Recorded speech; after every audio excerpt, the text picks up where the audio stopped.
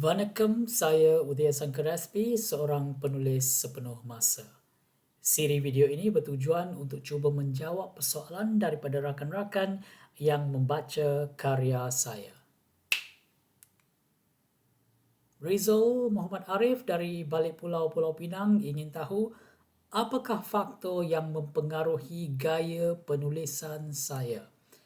Malah, beliau memberikan sedikit rujukan, iaitu adakah dipengaruhi suasana persekitaran semasa saya kanak-kanak?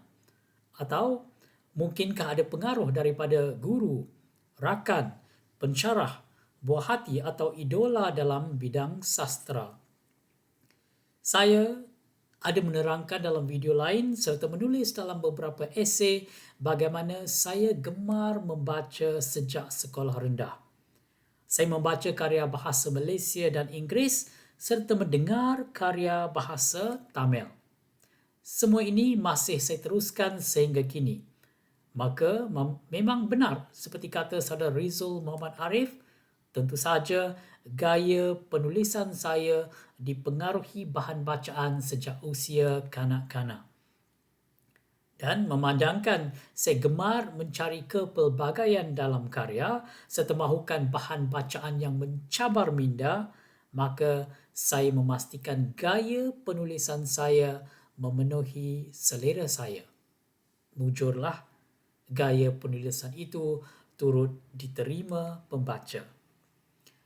Banyak juga cerpen saya yang berlatarkan suasana di Siru Kambing. Gaya penulisan ini merupakan suatu nostalgia kepada tempat kelahiran saya iaitu Taiping, Perak. Kalau anda perhatikan, gaya penulisan dan gaya bahasa saya bagi cerpen-cerpen yang berlatarkan Siru Kambing sedikit berbeza dengan cerpen-cerpen yang berlatarkan Pulau Cinta. Sejak lahir, saya membesar dalam suasana muhibah dengan dikelilingi masyarakat pelbagai kaum dan agama. Saya sering ungkapkan frasa raikan kepelbagaian, pupuk perpaduan.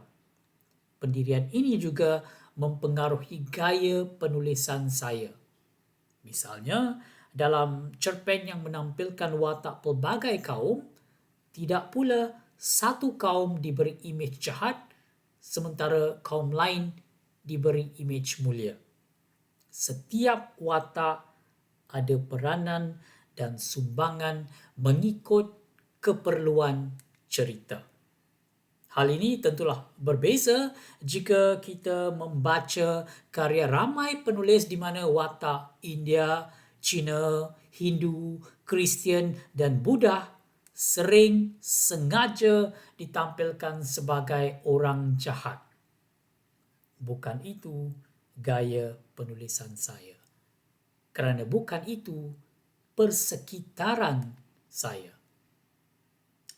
Maka benar, seperti diperkatakan oleh saudara Rizal Muhammad Arif, gaya penulisan saya memang dipengaruhi persekitaran semasa saya kanak-kanak. Begitulah juga dengan guru di Sekolah Rendah Kebangsaan Konvent Aulong dan Sekolah Menengah Darul Ridwan Taiping. Saya amat bertuah kerana guru pelbagai kaum dan agama sentiasa memberi sokongan dan galakan kepada saya dalam semua bidang yang saya minati.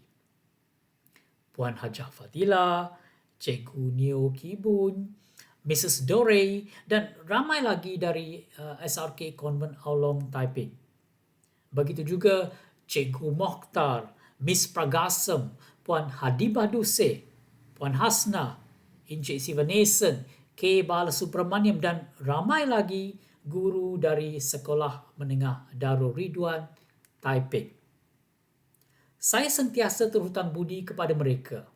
Malah, jika anda meneliti cerpen-cerpen saya, nama-nama mereka mungkin terselit di mana-mana. Begitu juga dengan rakan-rakan dari Sekolah Rendah Kebangsaan Konvent Aulong, Sekolah Menengah Darul Ridwan dan Sekolah Menengah King Edward VII Taiping. Tidak lupa juga rakan-rakan semasa saya belajar di Universiti Malaya dan Universiti Kebangsaan Malaysia. Kesemua mereka memang secara langsung atau tidak langsung mempengaruhi gaya penulisan saya. Rakan-rakan ini menjadi model dalam minda sewaktu saya membayangkan watak-watak dalam cerita. Selain daripada itu, Sastera Negara Datuk A. Samad Said, Dr. Osman Putih, Sastera Negara Datuk Dr. Anwar Ridwan, rakan-rakan penulis dari Minggu Penulis Remaja, rakan-rakan dalam kumpulan sastrawan Kavian, kesemua mereka ada peranan dan sumbangan dalam mencorakkan gaya penulisan saya secara langsung atau tidak langsung. Memandangkan saya juga banyak membaca karya luar negara, maka gaya penulisan mereka juga mempengaruhi saya.